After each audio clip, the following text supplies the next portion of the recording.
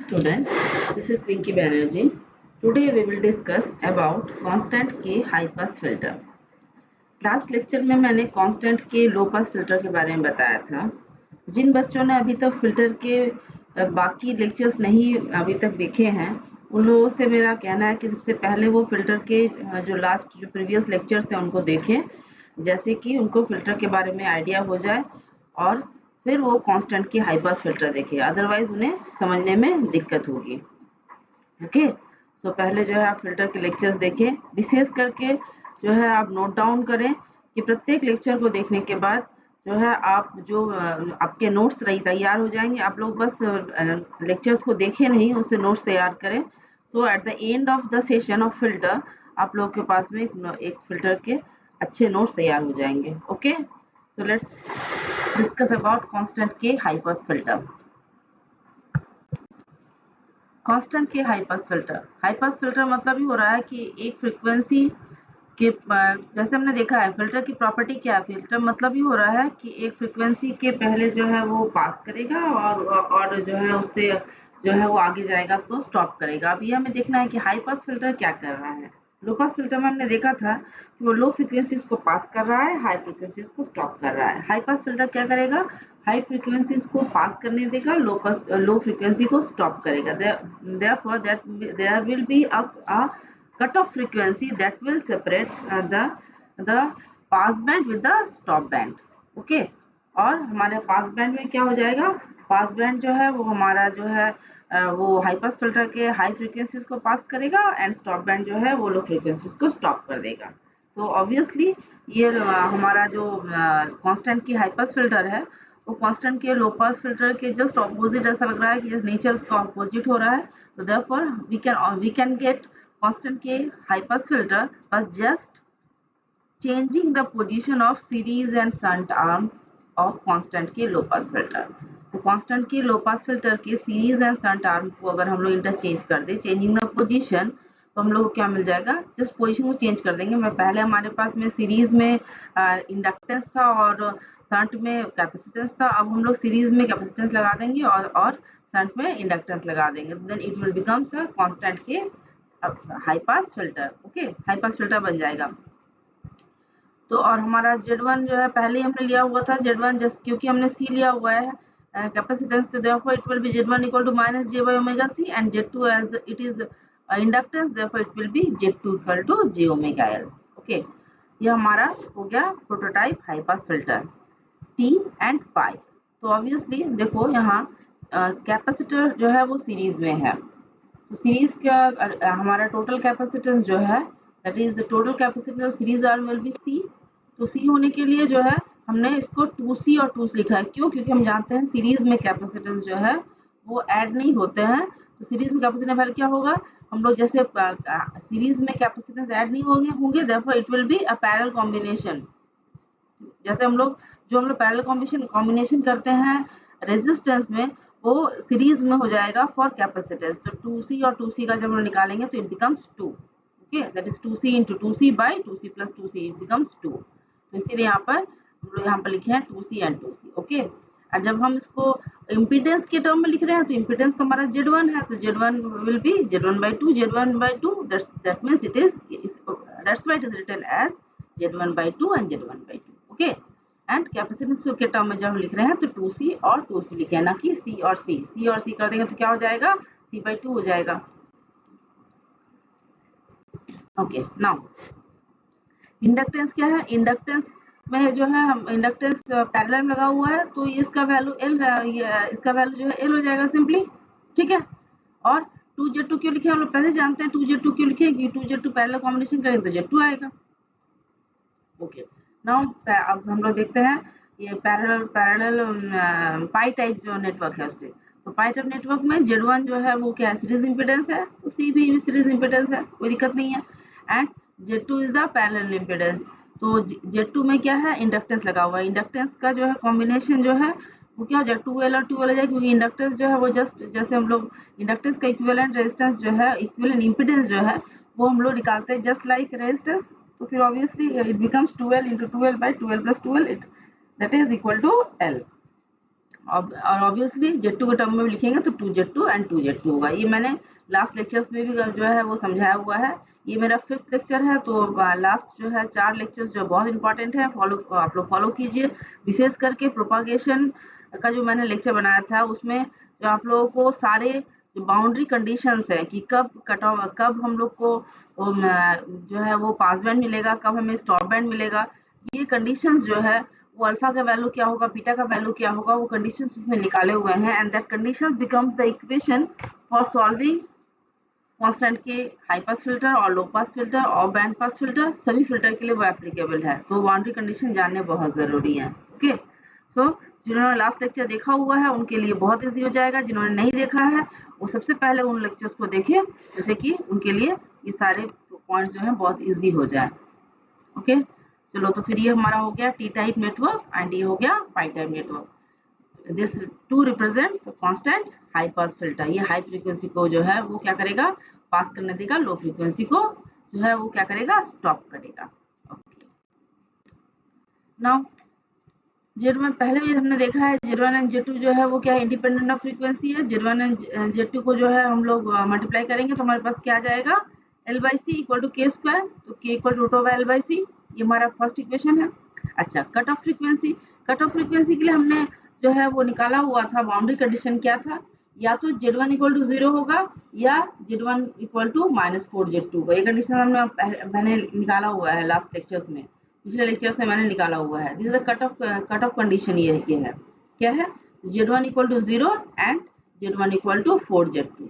पहले हम निकाले थे Z1 इक्वल टू, जब 0 निकाले थे तो हमारे पास में क्या आया था कि वो जो है हमारा ऑरिजिन आ गया था। दैट्स वाई वो ज़्यादा इंपॉर्टेंट नहीं था, क्योंकि हमारा लो पास फिल्टर में क्या था, ऑरिजिन से एक फ्रीक्वेंसी तक जो है वो पास कर रहा था और उसके बाद वाले फ्रीक्वेंसी को स्टॉप कर रहा था। इसलिए हम लोग उसको ऑरिजिन के फ्रीक्वेंसी के लिए ज़्यादा बॉदर्ड नहीं थे।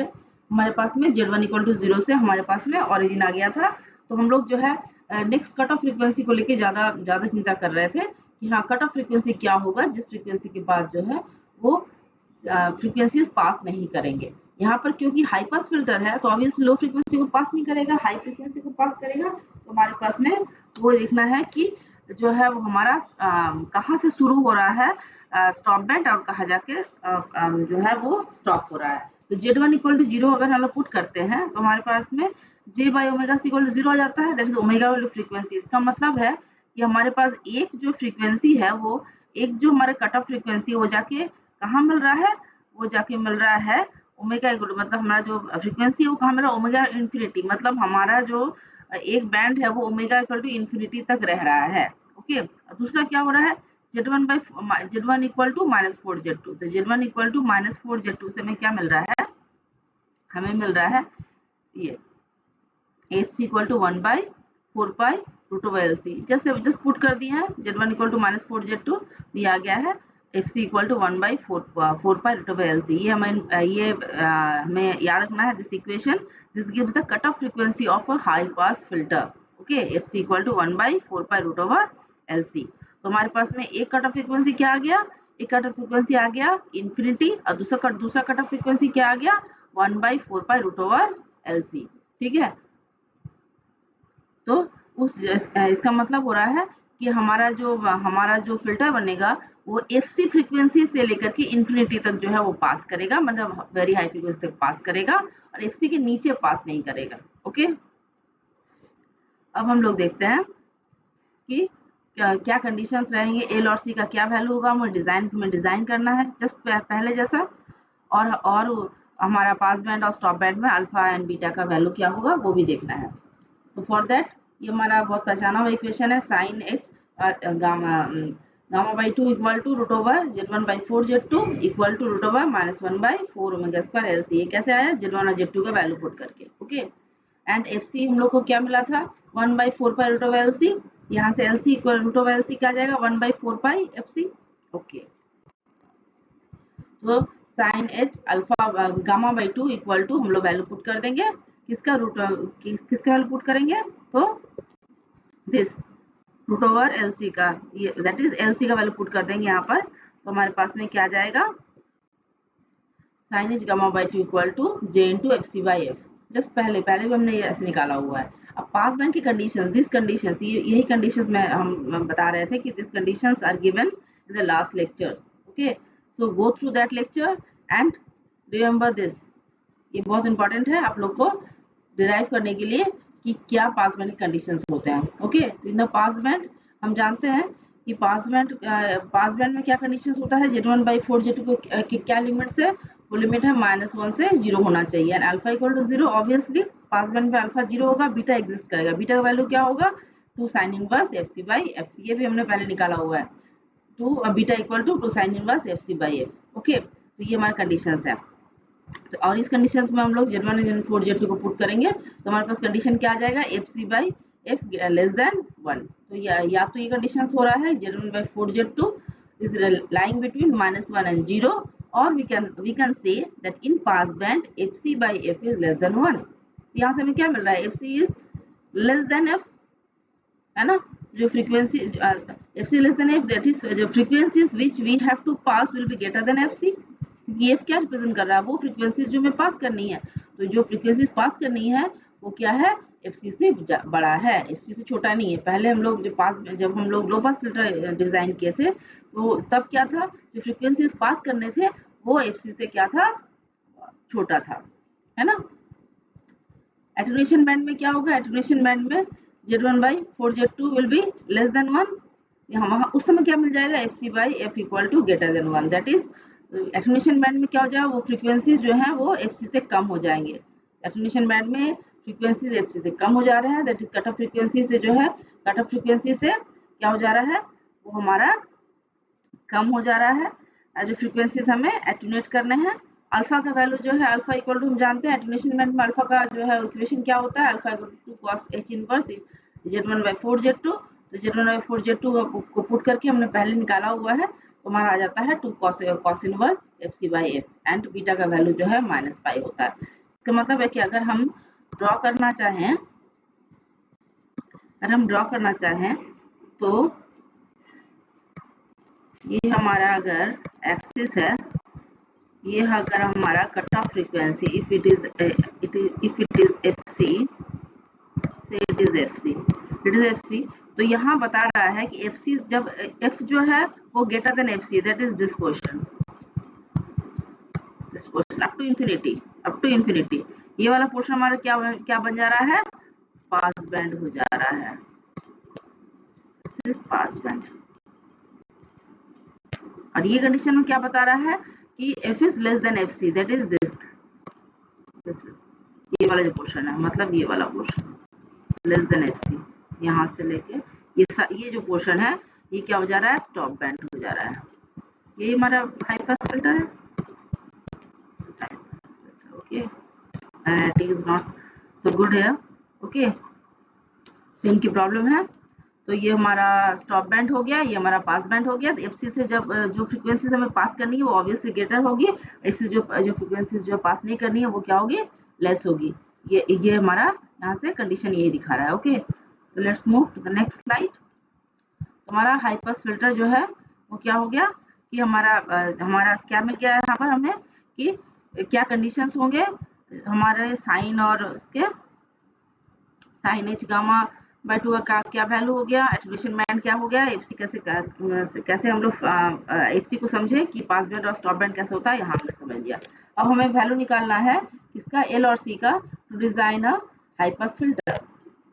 तो उसके लिए हमें क्या करना होगा,